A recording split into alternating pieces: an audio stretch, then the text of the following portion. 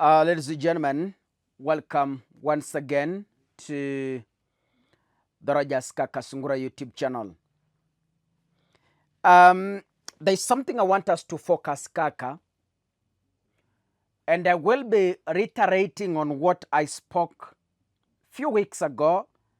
I think it was the last month, if not 1 month ago.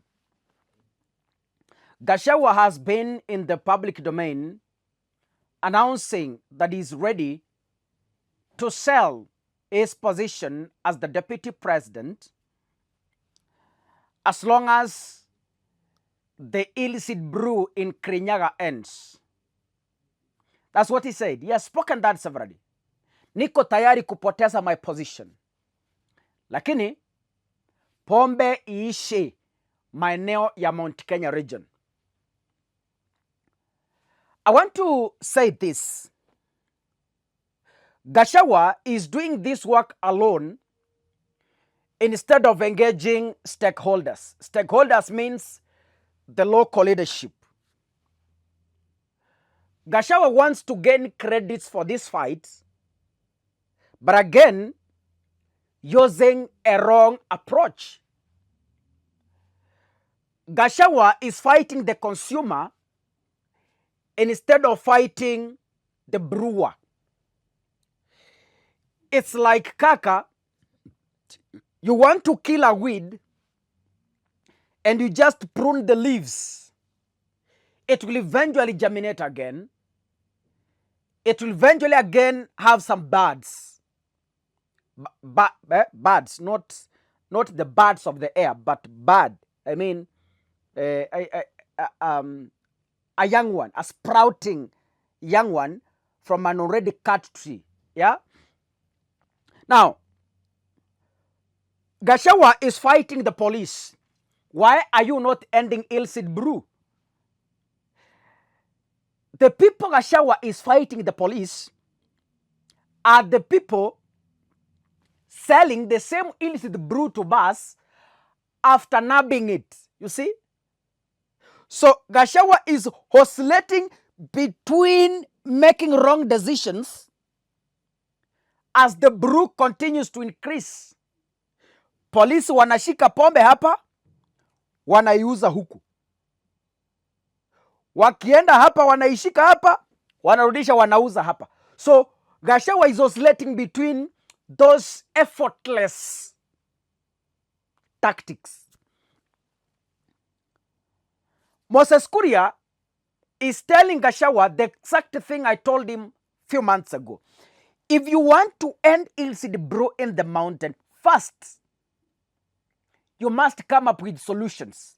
Solutions means the people brewing this or the people selling this, when I tell them stop this because it's a business, yes, this is where they get their income from. This is where they generate school fees. This is where they generate food from. This is where they generate clothing. And this is where they get money for upkeep. When you tell them stop brewing, what is the alternative? When you tell young people stop taking an illicit brew, yes, they will be stopping. What is the alternative activity? Because these are jobless young people. First, prepare ground for an alternative. Moses Kuria is saying,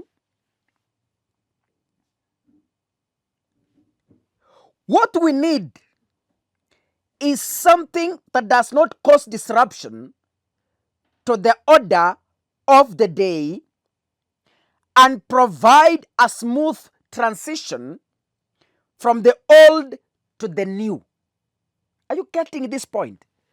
This is Moses Kuria saying, we need a smooth transition from illicit brewing to farming.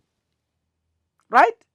We need a smooth transition from illicit brewing to livestock keeping. Are you getting this point? And this is what I told Gachagua a few months ago, but he couldn't listen. Moses Kuria is saying, we need a smooth transition from the culture. You know, brewing is a culture. Alcohol is a culture.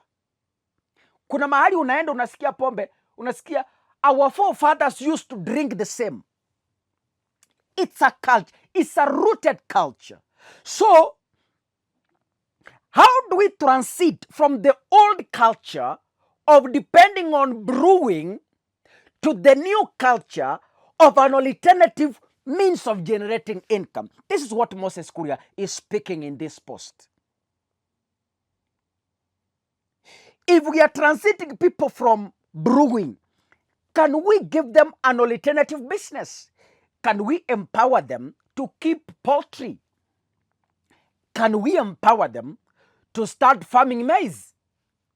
Can we empower them to start selling milk?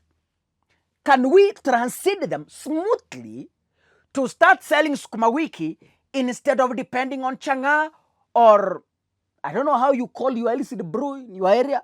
Yeah? And Moses Kuria's father saying, the war against illicit alcohol can only be won if it's approached from the producer's perspective rather than the consumer. I saw a clergy a few weeks ago. The clergy held a press conference and they were saying Gachagua is failing in the fight against alcohol. Why? Using the wrong approach. And I want to tell you, Gachagua will lose this battle. The fight against alcohol, Gachagua is going to lose this battle big time. Kaka, we are people here who are even watching me. Their school fees was paid from alcoholic brewing. Your school shoes and uniform was bought by selling alcohol. Your father's house was built